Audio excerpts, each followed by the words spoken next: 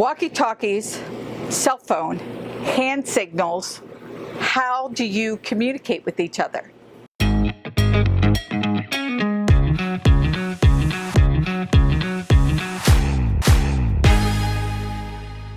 Communication when you're in an RV is paramount to just about everything. It's especially important when you're trying to get a rig like this into a spot. You know, a 40-foot rig is a pretty big rig, and we have a tow car, so we're about 55 feet long when it's all said and done. So we're going to talk today about some of the things that we've learned to make communication a little bit better. First of all, let's start with the tools that you use. So walkie-talkies, cell phones, we have used both. We've even used... Wait, don't forget the hand signals. Hand signals, okay. Yeah. So we started with the phones, and for us, we found that there were times the cell service didn't work. Also, hearing each other was difficult on the cell phone because even if you put your headsets in, now we're all Apple cell phones and Apple headsets, and you've got the brand new ones, but even though we're using those devices, being a diesel pusher, the engine's in the back, he can't hear me. When all I could hear was that engine chirping, and I just really couldn't hear what she was saying. Now, our mentor, his name is John and his wife's Terry, you know, he uses cell phones, and it works really well for them because he's got a beautiful new Neumeier, but it's a gas unit, so the engine's up front. Right. So when whoever's in the back, because I think they switch off who's driving and who's not, whoever's in the back, they can hear that person. But we tried to do it with the phones, didn't work, so we moved over to the trusted walkie-talkies. But let's back up a minute. Obviously, we're talking about RVs, we're talking about directing each other, and this is about communication. So while these are the devices we use, it's also about how you communicate with each other. I mean, I guess people, when they're getting married and somebody says, what's a good piece of advice? And people always say communication. Right. What does that really mean? So for us, we also had to learn the words that we were going to use. And I found that a little bit more is not the right words to use. So when she's saying a little bit more, you know, it's like a little bit to Patty is like this. A little bit to me might be like this. So we've kind of stopped using that terminology of a little bit more, and quite frankly, right and left as well. Yes. Because, you know, here we are in this motorhome, and if Patty's in front of the motorhome outside facing me, guess what? Her right is my left.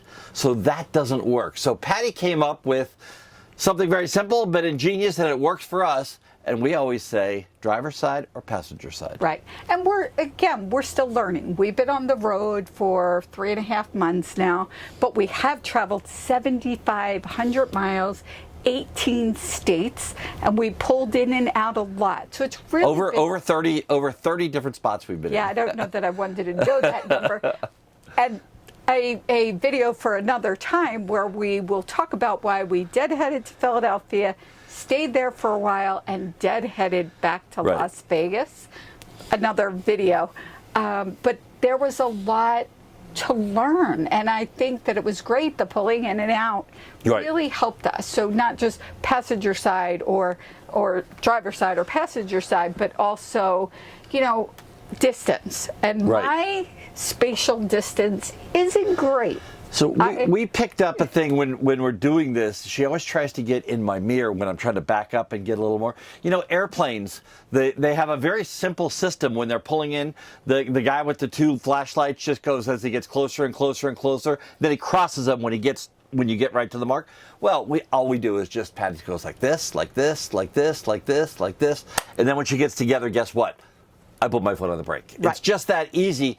Now, that one's one that you can't really do with the walkie-talkie, but we've walkie-talkied ourselves to get into the spot where now we're just backing up to the exact spot, and she can be on the driver's side in the back, and I can see her in the mirror very, very clearly. And when you are using hand signals, sometimes there's a purpose for it. When you are using hand signals, and it's become a little comical, and you have to laugh at yourself. Yeah. Because I was standing behind the car, my arm was sticking out, but he could not see me at all. Yeah, it's kind of hard directly yes. behind the RV. Yes. You need to be over on the driver's Right. side. And these are conversations to have before you get into that parking situation where it can get a little tense.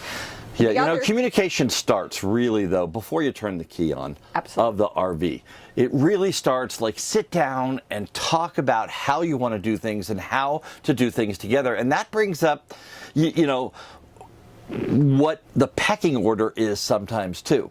And again, this is from our mentor, John. I know you like to tell the story, but I'm going to tell it. But John sat down with us in when we first started and asked if, you know, we wanted some advice. And I think the best piece of advice that he gave us on anything, everything, and all things is that the person on the outside, it doesn't matter if it's me or her or it doesn't matter. The person on the outside of the RV is in charge. Yes. Okay? If they say stop, you stop. If they say go right, you go right. If they say go left, you go left. It's paramount to communication in an RV because, you know, I know sitting here in this seat, I cannot see that back corner, not even with a mirror.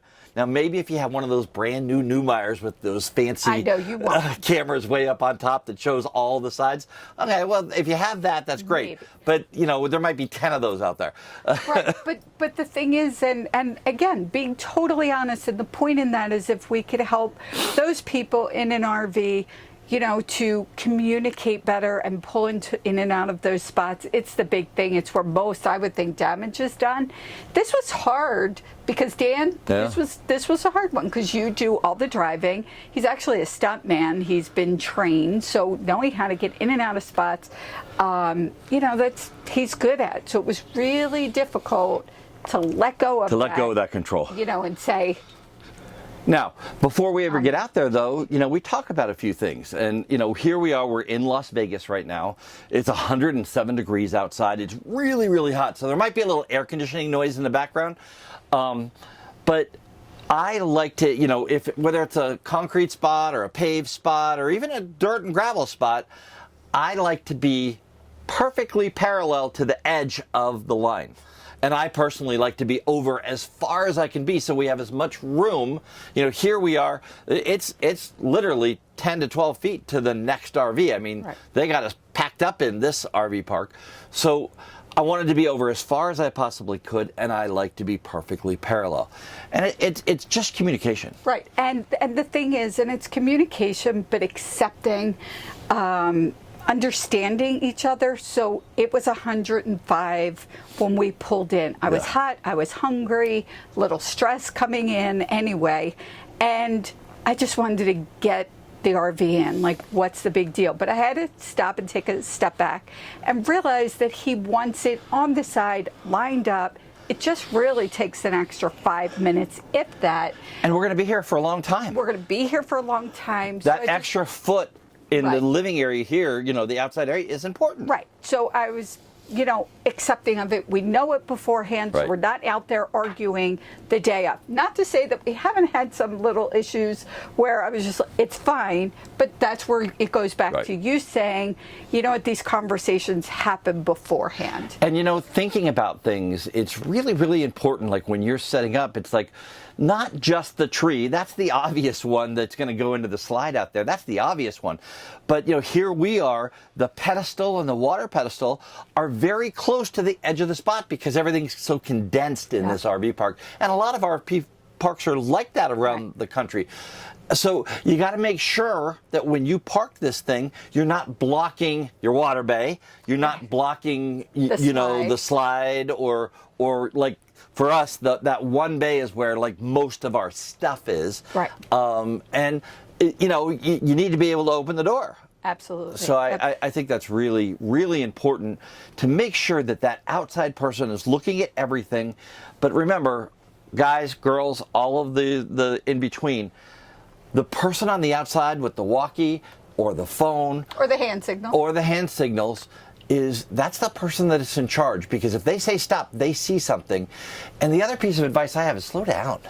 Yeah. You know, it's like, take your time I know you want to get in and you want to get the spot done and get the air conditioner on. But slow down. Take your time. You know, even experienced RVers, you know, KYD at the end of his last season, he was putting his thing away. He was going too fast. He was in a hurry. He was in a rush. And here's somebody that's probably one of the most experienced RVers on the road.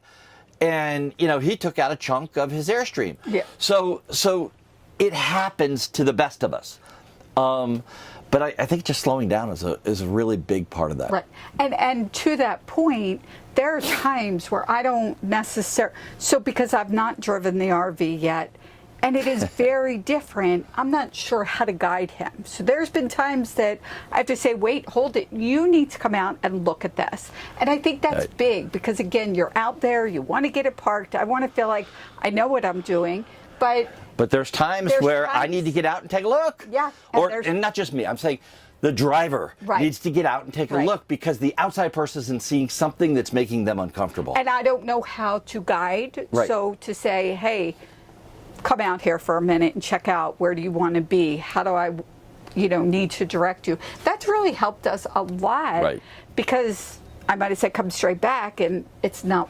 It doesn't work. So now, communication. You know, we're running out of time for this particular segment, but I want to cover two things still. And one of them is what I call our safety check. And we do the safety check. And what is the safety check? That is our tow vehicle to make sure that all those lights, the brake lights, the turn signals, the emergency flashers are all working. And we do it all the time. We do it almost every time we stop. If we stop and get out of the rig, we're going to do a safety check before we keep going down the road. And real quickly, there's a wire that connects the RV to the tow car if you've not used one. And if it's not, we have found, if it's not plugged in just right, it doesn't work, which means your car then doesn't have the signals. And that's really a huge, huge safety situation. Now, this is where we were talking about, you know, Patti giving me hand signals, and she was standing in the middle of the back of the car.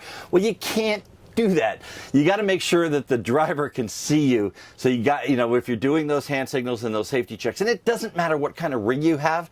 I think even if you're not towing, or, you know, if you're a fifth wheel, you should be doing this a lot more than I see people doing it. And one of the things, so not only do you have to get the okay that person can see you, so I'm out there, he needs to let me know he can see me, but it's also which signals, because if I'm standing like this parallel to his rear view mirror, his side mirror, he can't see me. And this doesn't work sometimes. No, it's like, stop. No, that doesn't work, because the person in the mirror can't see that motion necessarily. So again, doing that, figuring those things out before you're in the situation is really helpful. And again, we've made our mistakes. We've laughed about things where he's like, I can't see a thing that you're doing. And that's part of it. Have fun with it. Don't be too serious with it. Now, there's a lot of communication things that we want to talk about, but we are running out of time. We are. So what do you say we do another video on communicating? Because just as a couple in a very tight space. You know, a lot of us moved out of 2, 3, 4, 5, 6,000 square foot houses, and now we're in, as one of our viewers said, less than 500 square feet. So I think that other parts of communication are very, very important, and I think that's something that we should talk about as well. And I think we're going to do another video on that. Sounds good. Okay. Well, to wrap this up, you know, communication is key. Talk about communication before you get into the situation where you need to do it in an RV. And it doesn't matter what kind of RV you have. Talk about it up front. We want to thank, you know, our mentor, John and Terry. You know, they have really helped us in the RV world more than they can even imagine. So we want to thank them from the bottom of our hearts. You know, KYD, Changing Lanes, and Today is Someday. Those channels have really, you know, done something for us. And it's just really, really, you know, getting that information from those people. And if you're not watching them, you should be. That, you know, that's just all I have to say about it. So, Absolutely. finishing up on communication, I'm Dan Hunt in Las Vegas, Nevada, with my incredible wife, Patti Hunt, who always communicates properly with me, saying have a great rest of today. And an even better day tomorrow.